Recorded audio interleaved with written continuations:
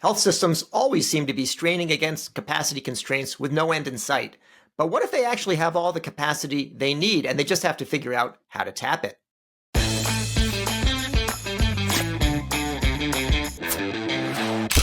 For some people, wrapping up in a blanket with a mug of hot chocolate or luxuriating in a hot tub with their family is the best way to spend the month of December. But for others, it's making a list for Santa Claus or dreaming up New Year's predictions. Now, speaking of comfort, therapy is a great way to bring yourself peace that never goes away, even when the season changes. Well, BetterHelp offers entirely online therapy. It's designed to be convenient, flexible, and tailored to fit your schedule. You just fill out a brief questionnaire and get matched with a licensed therapist, and you can switch therapists at any time for no additional charge. It's really helpful for learning positive coping skills and how to set boundaries, and it empowers you to be the very best version of yourself. So whether you're dealing with stress, anxiety, or just seeking personal growth, BetterHelp connects you with a licensed therapist who can support you on your mental health journey. Make it a great season with BetterHelp and visit betterhelp.com/CareTalk to get 10% off your first month. That's BetterHelp, HELP.com/CareTalk. Welcome to HealthBiz Briefs. I'm David Williams, president of Health Business Group here with Derek Streat, co-founder and CEO of DexCare, a platform that orchestrates capacity and demand for health systems. Welcome, Derek. Thanks for having me, David. What is a simple action that health system leaders can take immediately if they want to start unlocking untapped capacity? The first thing they can do is they could understand the basic underlying data of their patients, providers, and their goals of the health system. And that can go very deep, but there are some simple things you could do. With patients, you can understand what they're searching for on your website. You can understand the case history and the EMRs. These things are increasingly gettable through using existing technologies.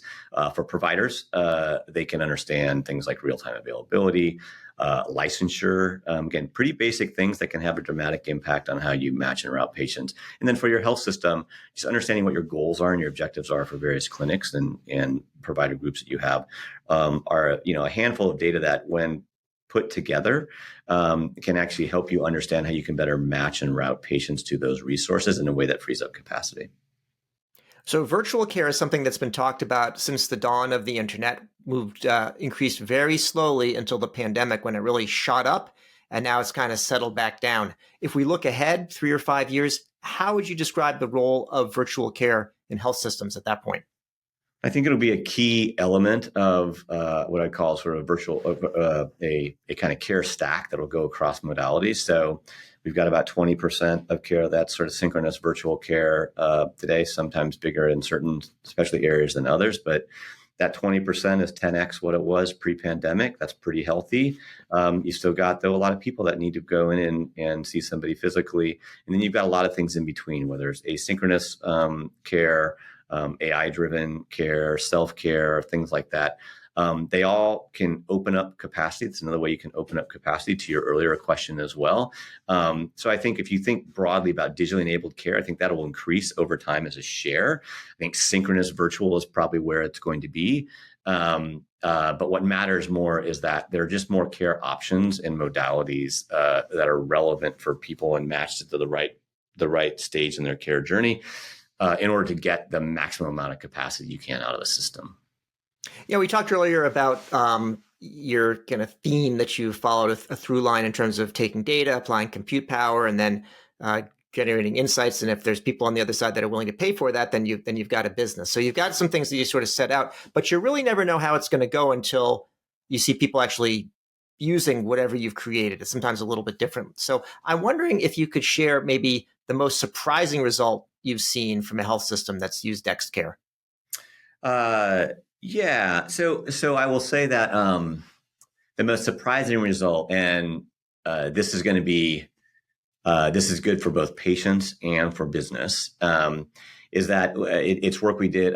So we've done this with a lot of health systems, but one in Indiana in particular, CHN. We've worked with them to help them make their care more discoverable and match capacity up to care. Started in like a low acuity kind of setting, so primary care, urgent care, et cetera. And we still do that work.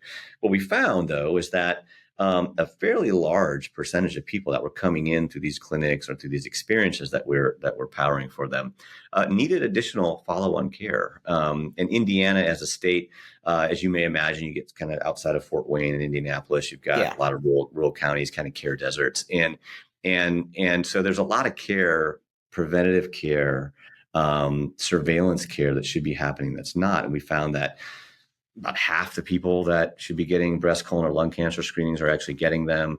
That people coming into those low acuity clinics, about 42% of the contribution margin associated with those clinics are actually going to oncology referrals and things like that. So it kind of makes sense, common sense, when you think about it, that these low acuity entry points can actually be ways to provide surveillance that actually helps people live healthier lives by getting on top of things before it becomes too late. It makes sense, in retrospect but it was just kind of remarkable to see that, wow, this person came in for a cough, but actually it turned out to identify something that was more important to get on earlier. And thank God, because this is the real life that you're talking about at the end of the day. And it turns out that it's pretty good for business as well, because taking care of somebody, in these higher acuity cares tends to be better business than low acuity as well. So everybody wins. That's a great insight. Well, that's it for the latest HealthBiz Brief. If you like what you hear, check out my HealthBiz podcast for a full-length interview with Derek about his life and career. Derek Streat, co-founder and CEO of DexCare. Thanks for joining me today on HealthBiz Briefs. Thanks, David.